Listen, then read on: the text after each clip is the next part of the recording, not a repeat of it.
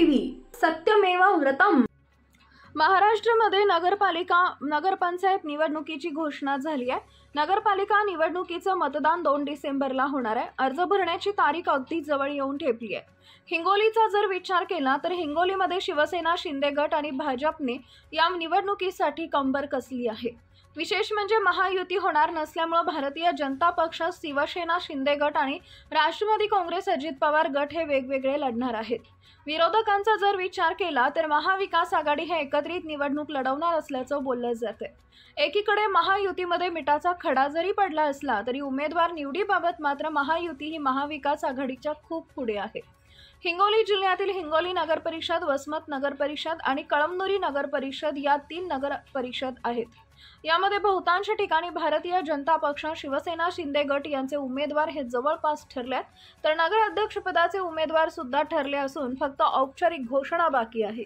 दुसरीकडे महाविकास आघाडीचा विचार केला तर नगरपालिका निवडणुकीत नगरसेवक तथा नगराध्यक्षपदाचे उमेदवार जाहीर करण्यासाठी महाविकास आघाडी ही पिछाडी राहिली आहे।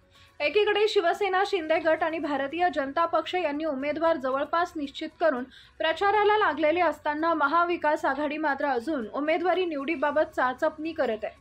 अनेक वॉर्डमध्ये महाविकास आघाडीला उमेदवार सुद्धा मिळत नसल्याचं बोललं जातं।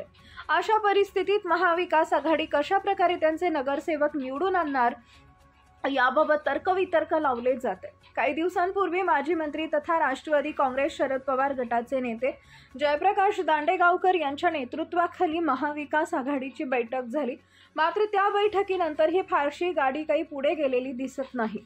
उद्धव ठाकरे यांनी मराठवाड्याचा दौरा सुरू केलाय। उद्धव ठाकरे यांच्या दौऱ्यामुळे शिवसेना उद्धव बाळासाहेब ठाकरे पक्षाच्या कार्यकर्त्यांमध्ये उत्साह संचारेल अशी आशा व्यक्त करण्यात येते।